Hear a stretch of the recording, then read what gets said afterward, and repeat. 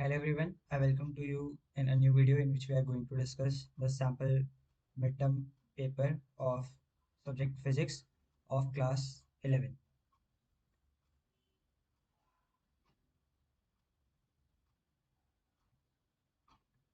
Okay, so let's just start. The first question says, what is the source of the kinetic energy of the falling raindrops? It is a one marker question. And unlike in the last video that you saw of chemistry, we were having the multiple choice questions, but in this, we are not having any kind of multiple choice question. We will just, uh, we have to write the answers here. So the answer for the first question will be gravitational potential. Gravitational potential is the source for the kinetic energy because that accelerates the raindrops and the raindrops then get the velocity. That is why the gravitational potential is the main source of kinetic energy.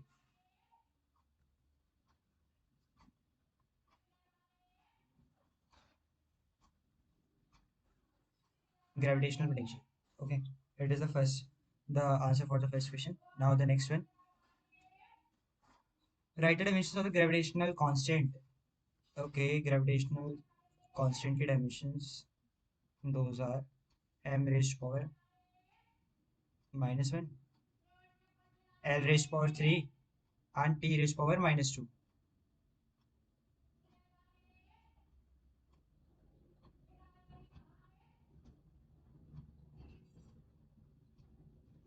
Now for the next, Planck's constant, you can get the dimensions of Planck's constant by E equals to hc upon lambda, in case you don't remember, but you should remember. See, from here, dimensions of h will be E lambda upon c, and it will be m raised to power minus 1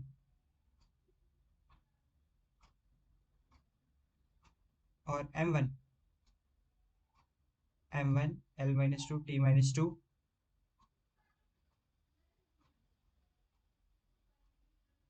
and lambda is the length, l c is the speed or the velocity. Yeah, it is a velocity, therefore it will be lt power minus 1. Solving all this, uh, this cell this cell gets cancelled. We will get the answer as m1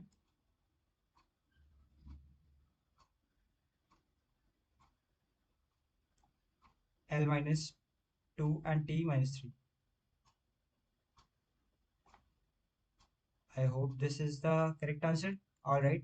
Next question, can there be a motion in two dimensions with accelerating only in one direction? Yes. In the third chapter, or yeah, in the second chapter that you have studied, motion plane, you have studied the projectile motion. So that is the kind of motion in which acceleration is only in one direction, but the motion is in two dimensions. Projectile motion.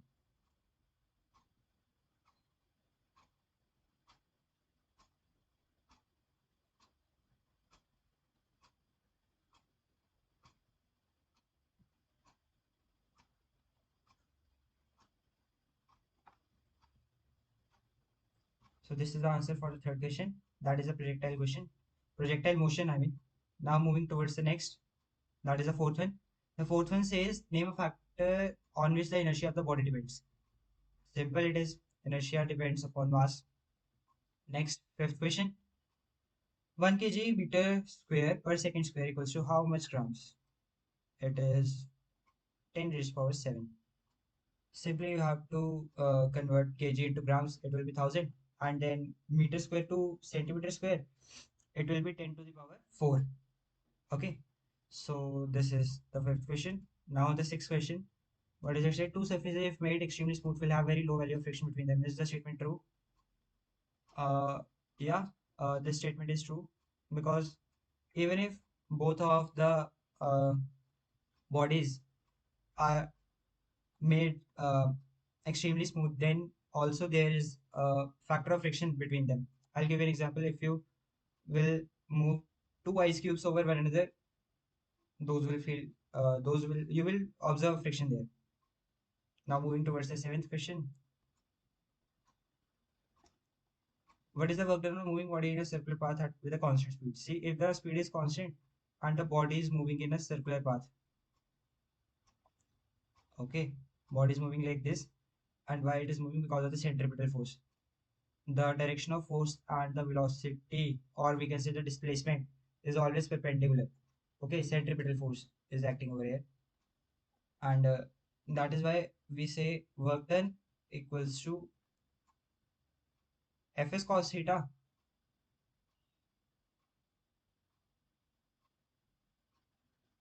Work done is equal to Fs cos theta, where theta is always 90 degree.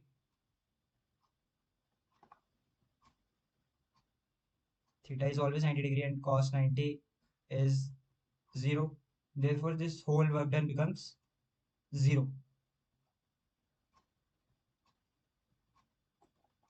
Okay, we have completed the 7 questions. Now let me just erase it, clean it.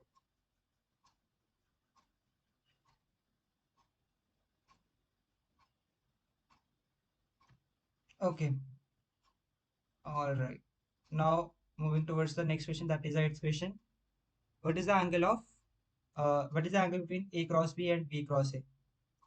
If you know about practice, A cross B and B cross A are totally opposite of each other. Therefore, the angle between them is 180 degrees. If this is A cross B, this will be B cross A.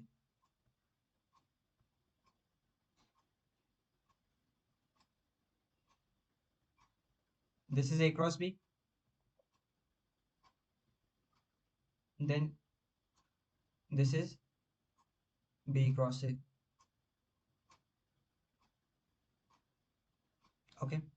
Now next one is the defined coefficient of static friction.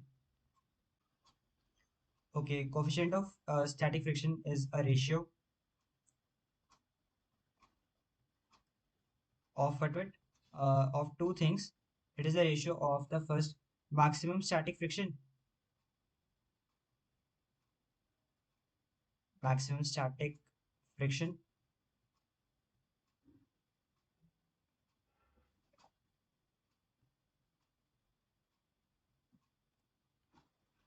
to the normal force acting over the bodies.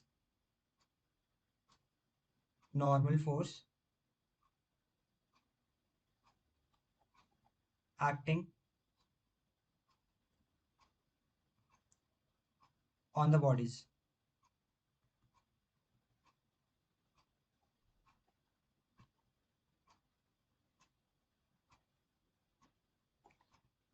Basically, the coefficient of static friction is that value which resists the initiation of a motion of a body over a surface. Now moving towards the next one, 10th question. What is the 10th question? Action and reaction are equal in magnitude and opposite in direction, but why do not they cancel or balance each other? See, action and reaction. This is your hand and you are going to punch a wall.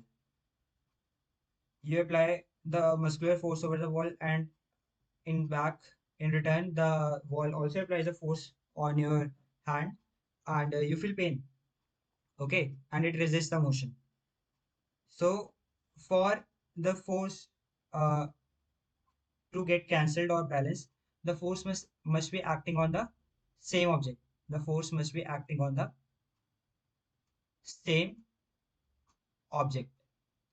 But here action and reaction forces, action and reaction forces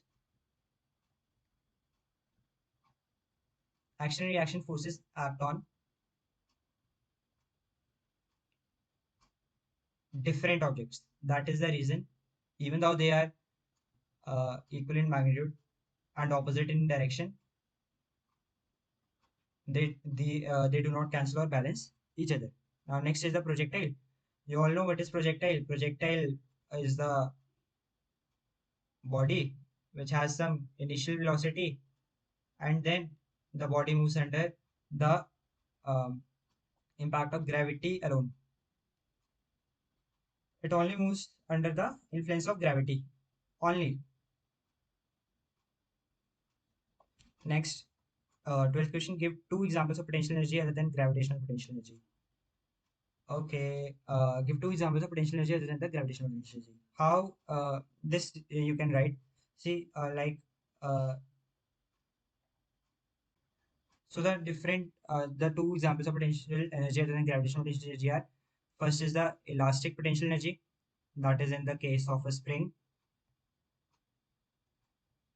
and second is the chemical potential energy,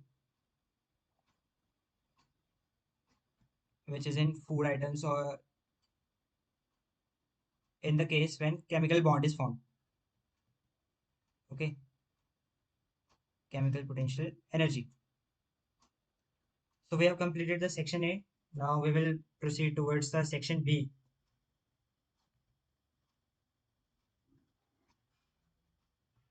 That what is common between the two graphs shown. If you will see, the slope of both the graphs is negative. Both the graphs are having negative slope. Just a second. Negative slope. And negative slope indicates the slope of xt graph. Slope of xt graph gives us velocity. That is, in both the cases, the velocity is decreasing. Velocity is decreasing in both the cases. Okay. So this was the question number 13. Now moving towards the question number 14. What is it saying? The radius of the earth. We are given the radius and then we are given as the average density. Average density.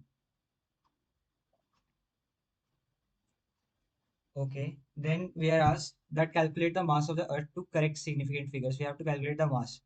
You know that mass is equals to or we can say density is equal to mass upon volume.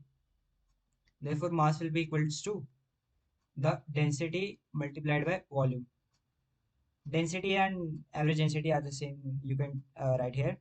And what you have to find the volume. You are given the radius and the earth is a sphere. So the volume will be 4 by 3 pi and the cube of the radius is multiplied. So you have to solve it by yourself. You will get the mass.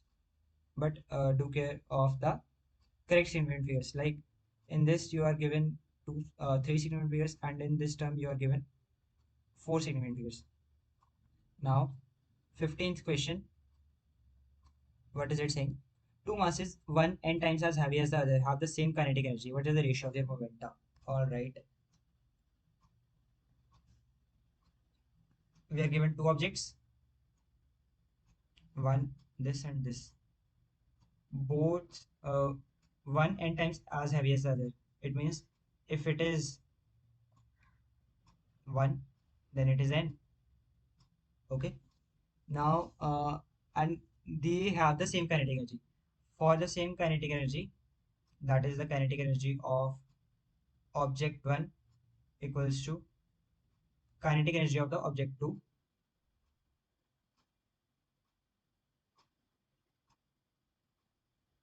Kinetic energy of the object 2. Okay. We will write here half m1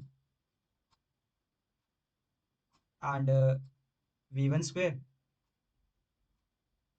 equals to this will be half, this is half 1 by 2 m2 and v2 square. This condition is given in the question. We will simply cancel half and half, and m1 upon m2 upon m2 will be equal to v2 square upon v1 square. Okay. And what is m1 upon m2? 1 upon n. equals to v2 square by v1 square. Okay, but we are asked about the momentum. And what is momentum basically?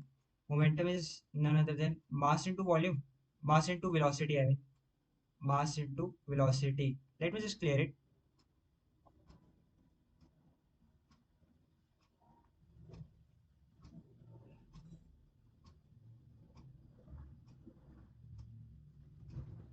Okay, so momentum is equal to mass multiplied by velocity. We are asked about the ratio of their momentum. That is, we have to find the ratio of their momentum. So from here, we got the ratio of v2 upon v1 as 1 upon square root n, because we will have to take the square root on both sides. We will get v2 upon v1 as 1 upon root n. That is, if v2 is 1 and then v1 will be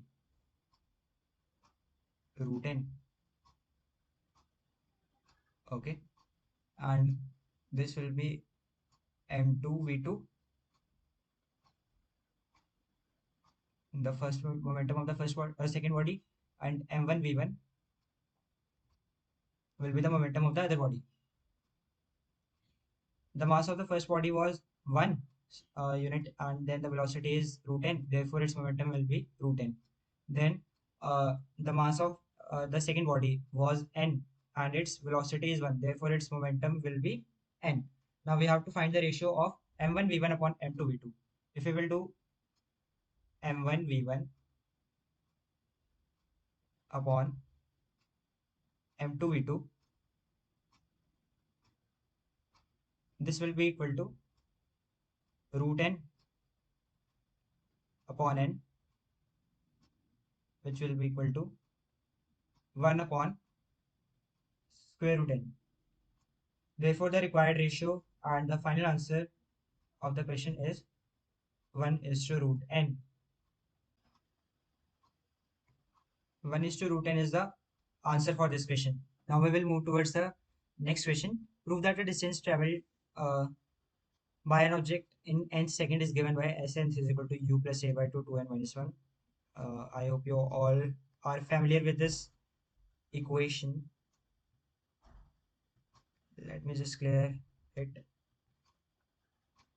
Okay, now we are good to go. The 16th question.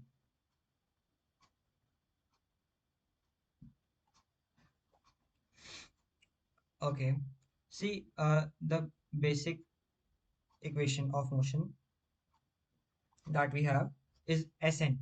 That is the distance traveled in n seconds, or we can say displacement in n seconds is given by u, or I will write here t, u, t, where u is the initial velocity, t is the time, plus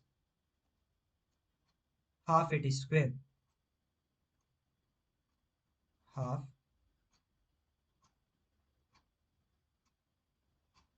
a is the acceleration and t is time, and time square. Okay, if time is 1 second less, that is t minus 1, it will be equal to u multiplied by t minus 1 plus half a multiplied by t minus 1 whole square.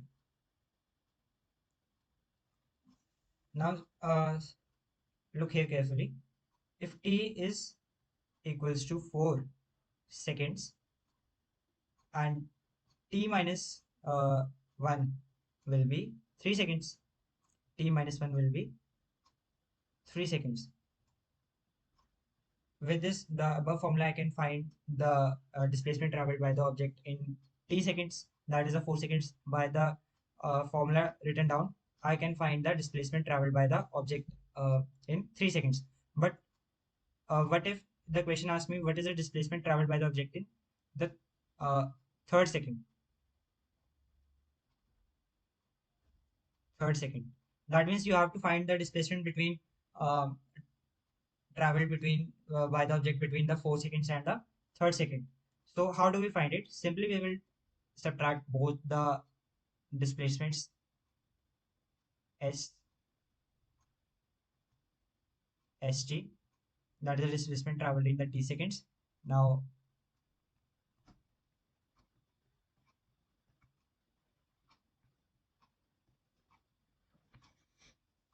so here we in order to find the displacement in the n seconds, or we can say the t minus 1 second to t seconds, we have the formula. We have to simply subtract both of these displacements, st minus st minus 1, which will be equal to ut plus half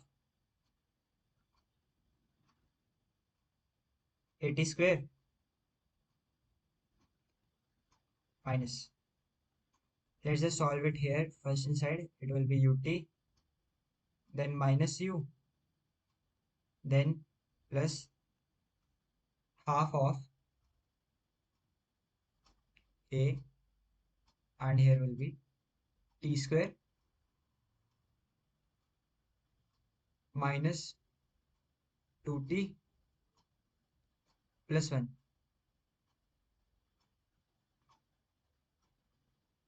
Now let's just open this whole bracket. There will be ut, then same the half at square,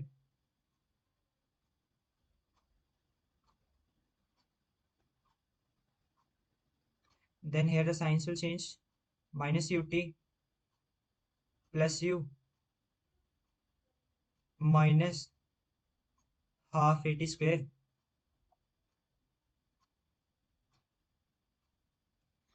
Then there will be positive a, and negative half a.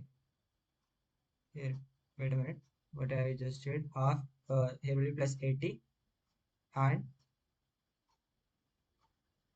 half a, negative half a. So this is the whole thing that I got. So what will be cancelled? Ut and minus ut will be cancelled. Half at square and minus u minus half at square will be cancelled. We are left over with u plus 80 minus a by 2. Taking 2 common from here, we will be getting u plus uh, or we can take a by 2 common. Here will be 2t minus 1. So we have proved, which was asked in the question, that Snth is equal to u plus a by 2, 2n minus 1, u plus a by 2, 2t minus 1. Because I took time as t, you can take time as n. You will get here n. I hope you understood this question. Now we will move towards the next question. And what is the next question? The next question asks us about the impulse momentum theorem. State and prove the impulse momentum theorem. Now, what does impulse momentum theorem states? Impulse momentum theorem.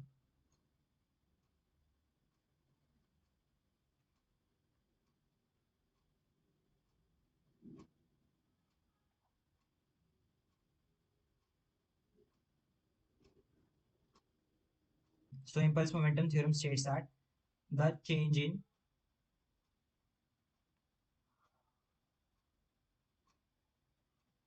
momentum of an object, change in momentum is equal to the impulse, is equal to the impulse.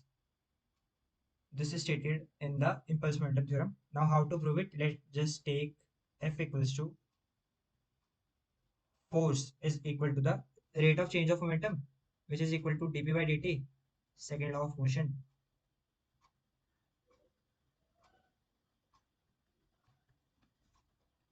Transposing dt to the left side, here will be f dt. It will be equal to dp. Integrating both sides, let's take here the limits as t1 to t2. Here p1 to p2. Okay, so here will be f is constant, f will be taken out or not, mv, wait a minute, f will be taken out, so here will be t2 minus t1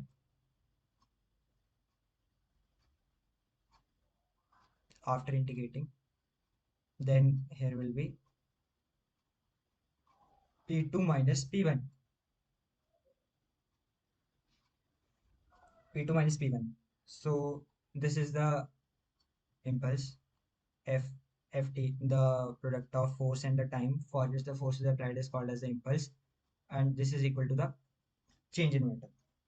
So hence we have proved here that how is impulse momentum theorem valid.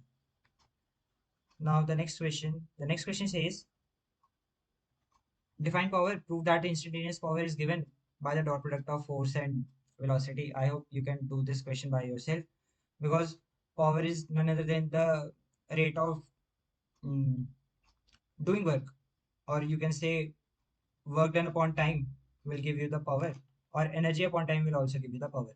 From there you can get the instantaneous power as the derivative of the uh, work done upon it, derivative of time. Let me just write here. Let me just write what I was going to write, that power, instantaneous power will be equal to dw by dt, and work done is f dot s. So we have to find the derivative of f dot s. F we can write as mv,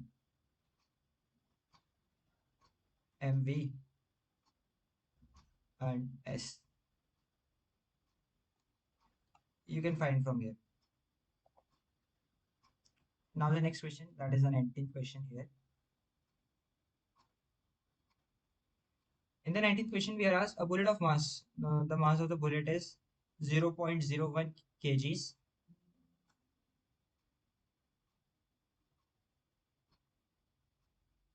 It is horizontally fired. See, if let me just write it. If this is a bullet, it is strike. The bullet is shot, and there is a wooden block of 4 kg. Okay. So now in the next part we can use the work energy theorem.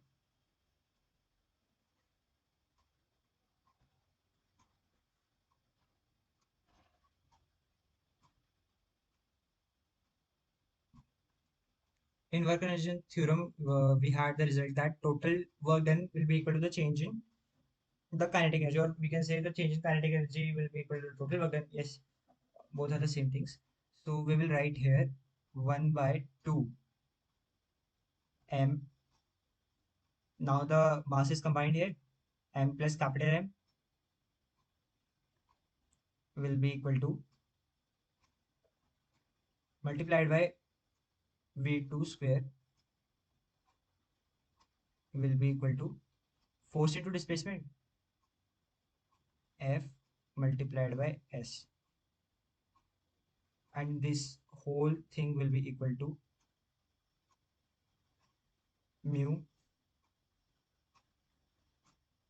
and the normal force acting on the force into displacement will be equal, force will be equal to nu multiplied by n, that is the normal reaction multiplied by the coefficient of friction, then multiplied with the displacement.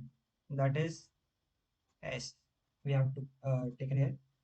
Simply we will substitute the value of M2 here, V2 here. We will be getting half of small m plus capital M. Then V2 square. What is V2 here? V2 is here M and small v upon small m plus capital M. This whole thing is in square, which is equal to nu. What was nu? The coefficient of friction is 0.25. Coefficient of kinetic friction it is. And normal reaction is mass into displacement. And mass is the combined mass we are talking here. Small m plus capital M will be the total mass of the body with which we are dealing right now, multiplied by the displacement that the both the bodies travel together, which is equal to 20. From here, I can cancel this two, this m plus m, this m plus m I have cancelled here. Now I'm left over with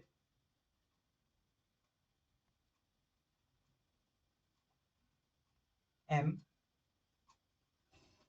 v upon small m plus capital M whole square equals to 10. This whole area will be 10 because when I will transport 2 from here, it will be 0.5 and 0.5 multiplied by 20 will be equal to 10. I will simply substitute the values of small m and capital M here right now to get my value of the V. That is the velocity of the bullet with which it was fired. Small m was 0.01 multiplied by V square upon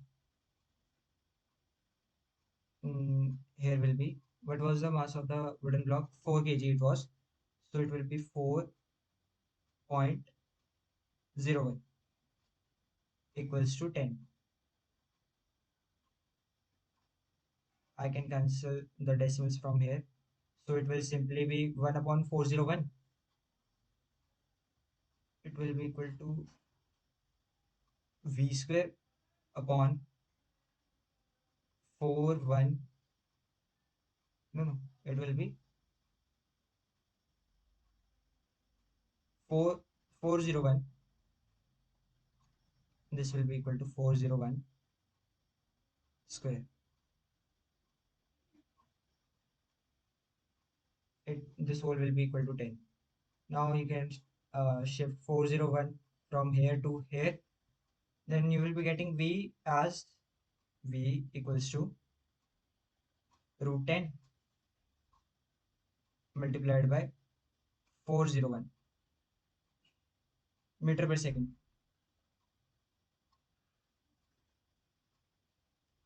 So in this way, you can find the answer to this question. The next part will be covering the rest of the questions. Till then, if you like this video, if you found this video helpful, make sure to leave a like. Thank you.